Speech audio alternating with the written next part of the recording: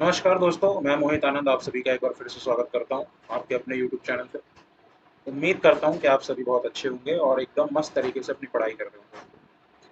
जैसा कि arithmetic progression की सीरीज चल रही है और लास्ट वीडियो जो अपलोड हुई थी उसमें एक्सरसाइज 5.2 के क्वेश्चन नंबर 10 तक बात हो गई थी। तो आज क्वेश्चन नंबर 11 से बात शुरू होगी। क्वेश्चन नंबर 11 कहता है कि कौन सा टर्म दी गई एपी का उसके 54th टर्म से 132 ज्यादा होगा। आपके सामने एक एपी दी गई है। इस एपी से फर्स्ट टर्म पता लगा लेंगे आप, वो कितना है, 3 है। कॉमन डिफरेंस पता लगा लेंगे आप, कितना है, 12 है। और हमें एक टर्म पता लगाना है। कौन सा टर्म पूछा है? टर्म पूछा मतलब एन की वैल्यू, यानी कि एन की वैल्यू दे दी है। कितना, 132 ज्यादा है। किससे? उसके 54th टर्म से। आप समझ पा रहे हैं मैं क्या बोल रहा हूँ? उसने पूछा कौन सा टर्म 132 ज्यादा होगा उसके 54th टर्म से। तो इक्वेशन कुछ इसी तरीके से बनेगी।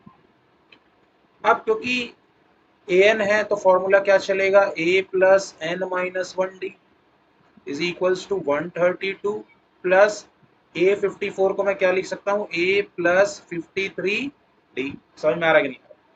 अगर आप ध्यान से देखेंगे तो ए से ए तो एलिमिनेट हो गया, आधा काम तो यही आसान हो गया। एन माइनस वन ऐसे का ऐसे ही रहने देंगे क्योंकि एन हमें नहीं पता। कॉमन डिफरेंस कितना है बच्चों, 12 बराबर 132 प्लस 53 गुने 12। आप इसको सॉल्व करिए, कितना आएगा बताइए। 132 प्लस 12 तिया 36 और 12 पंजे 60 और 3 63। यानी कि अगर मैं इसको सॉल्व करूं तो आएगा 6 और 2 8, 3 और 3 6, 6 और 1 7, 768। ये किसकी वैल्यू है, एन माइनस वन मल्टीप्लाई 12 की वैल्यू। अब अगर यहां से एन माइनस वन की वैल्यू निकालनी है तो कितना हो जाएगा, 768 divided by 12, that will be 64 plus 1, then your n will be 65। तो एन की वैल्यू कितनी आई, 65। यानी कि मैं कह सकता हूं कि 65th टर्म जो है वो 132 ज्यादा है। क्या है, ज्यादा है। किससे? 54th टर्म से। 65वां पद 132 ज्यादा है 94 पद से। समझ में आ रहा है कि नहीं आ रहा है? ये है इस क्वेश्चन का आंसर। क्लियर है? वीडियो पसंद आ रही हो तो लाइक ठोकिए, चैनल को सब्सक्राइब करिए, वीडियो शेयर करिए। आइए बढ़ते हैं नेक्स्ट क्वेश्चन की ओर। Question number 12। क्वेश्चन नंबर 12 कह रहा है दो एपी जिसका कॉमन डिफरेंस सेम है। क्वेश्चन में लिखा हुआ है, ध्यान दीजिएगा। कॉमन डिफरेंस क्या है, सेम है। और उनके 100th टर्म का जो डिफरेंस है वो 100 है। ठीक है, तो मैं ये मान लेता हूं कि let the first term of first AP be A. पहली एपी की पहली टर्म ए मान ली, और first term of second AP, दूसरे एपी की फर्स्ट टर्म कितनी मान ली, ए डैश मान ली। समझ में आ रहे हैं? बी सी डी इसलिए नहीं माना ताकि आप कंफ्यूज ना हो जाए, क्योंकि आपके दिमाग में एक इमेज बनी हुई है कि फर्स्ट टर्म किसी भी एपी का क्या होता है, ए होता है, इसलिए मैंने ए को ए डैश माना। अब अगर मैं इस एपी के 100th टर्म की बात करूं, किसकी बात, 100th टर्म की, तो वो क्या होगा, ए 100, that will B A plus 99 D. ये बात आपको एकदम क्लियर है, सहमत है आप इससे? अगर मैं सेकेंड एपी के 100th टर्म की बात करूं, ध्यान से समझिएगा क्वेश्चन, अच्छा क्वेश्चन, तो वो होगा ए डैश 100 और उसकी वैल्यू क्या हो जाएगी, ए डैश प्लस 99 डी। ध्यान आपको ये देना है कि यहाँ पर कॉमन डिफरेंस दोनों में मैंने डी लिया है, क्योंकि कॉमन डिफरेंस क्या है बच्चों, सेम है।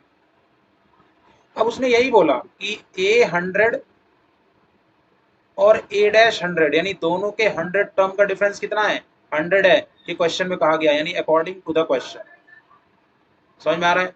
तो ये 100 को मैं क्या लिख सकता हूँ, ए प्लस 99 डी माइनस ए डैश 100 को मैं क्या लिख सकता हूँ, ए डैश प्लस 99 डी, लेकिन माइनस के साइन आने की वजह से उसका साइन चेंज हो जाएगा।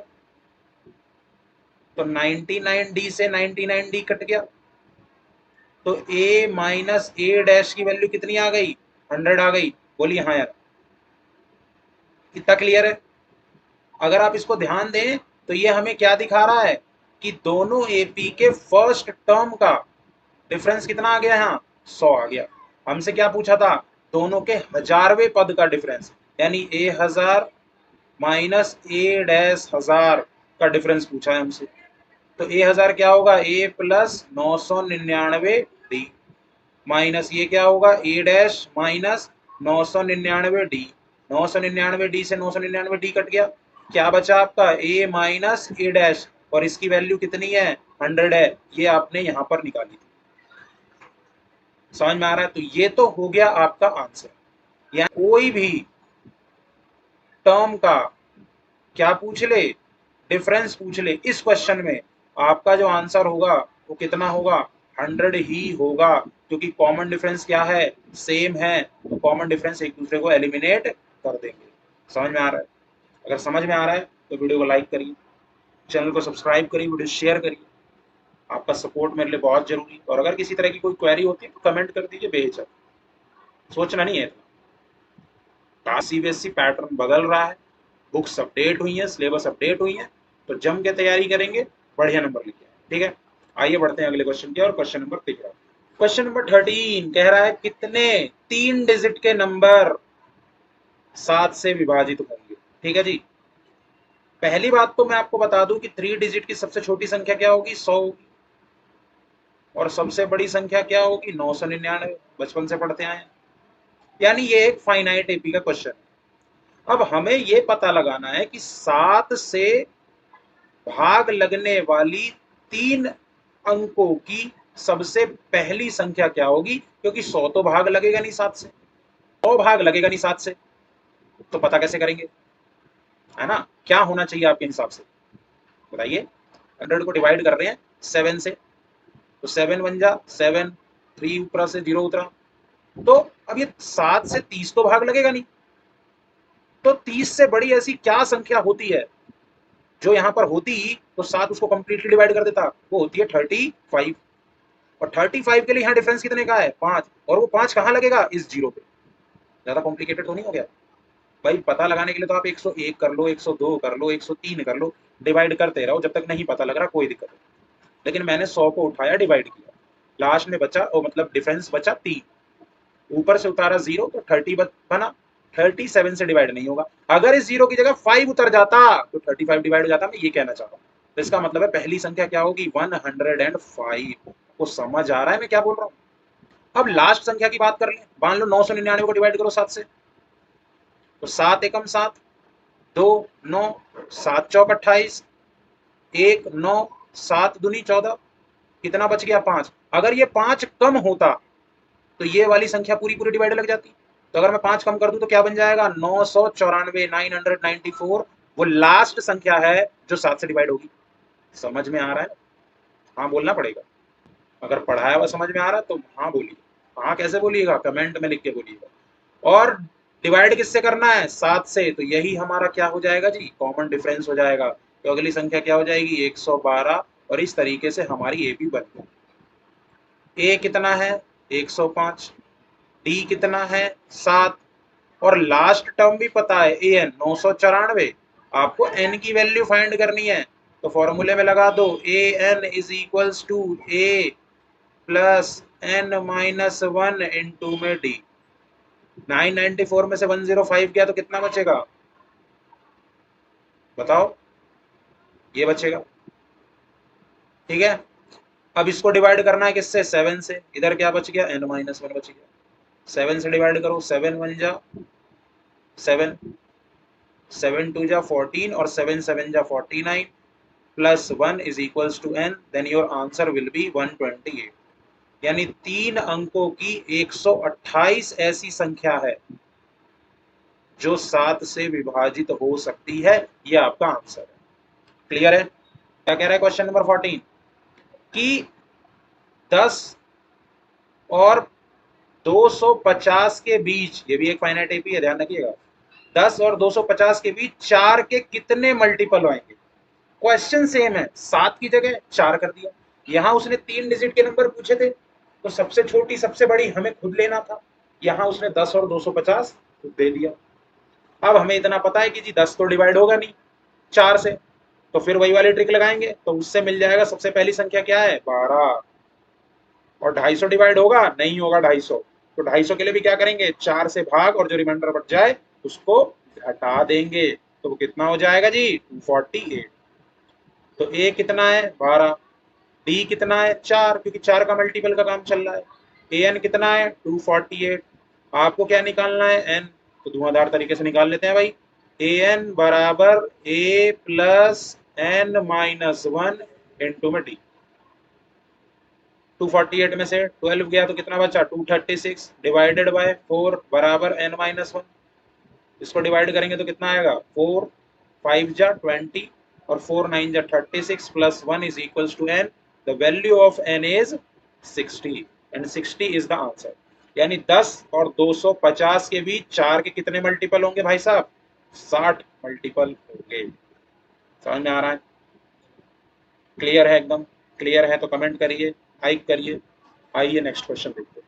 अच्छा क्वेश्चन है, क्वेश्चन कहता है कि n की क्या वैल्यू हो, n की क्या वैल्यू हो कि दी गई दो एपी के nth टर्म इक्वल हो जाए। यानी कहने का मतलब है कि इस वाली एपी का जो an हो और इस वाली एपी का जो an हो वो दोनों आपस में कैसा हो इक्वल हो, ये कहना चाह रहा है। तो भाई एक एपी का अगर a निकालू तो कितना आएगा 63, डी कितना निकालेगा 2, ठीक।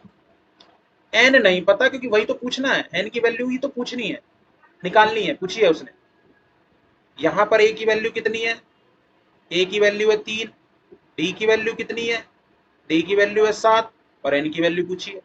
और वो एन, अब देखो सिंपल सी बात है कि देखा जाए तो यहां पर ना तो एन दिया हुआ है ना ए एन दिया हुआ है, ठीक है।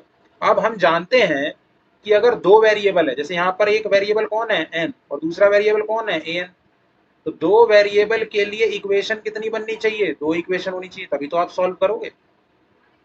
अब यहां तो वो सीन है नहीं, तो यहां उसने दोनों के एन को इक्वल कर दिया, जिसकी वजह से आपका एक वेरिएबल कम हो गया। अब सिर्फ एक वेरिएबल बचा एन, और जो कि हम इस कंडीशन से निकालते हैं। समझ में आ रहा है कि नहीं? तो यहाँ फॉर्मूला लगाऊंगा ए प्लस एन माइनस 1 इंटू में डी, यहां लगाऊंगा ए प्लस एन माइनस 1 इंटू में डी, ठीक है जी।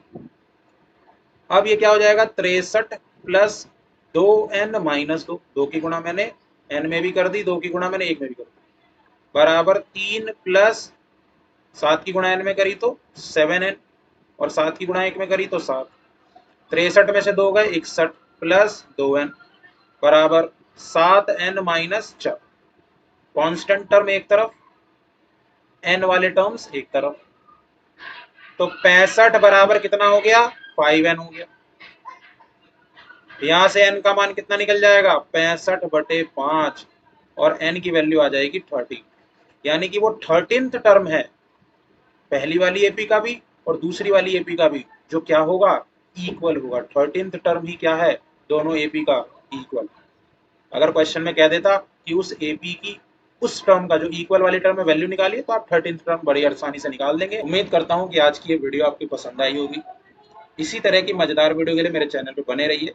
वीडियो पसंद आई हो तो लाइक करिए, कमेंट करिए और चैनल को सब्सक्राइब करिए। मिलते हैं नेक्स्ट वीडियो में आगे के कुछ क्वेश्चन के साथ, तब तक के लिए धन्यवाद।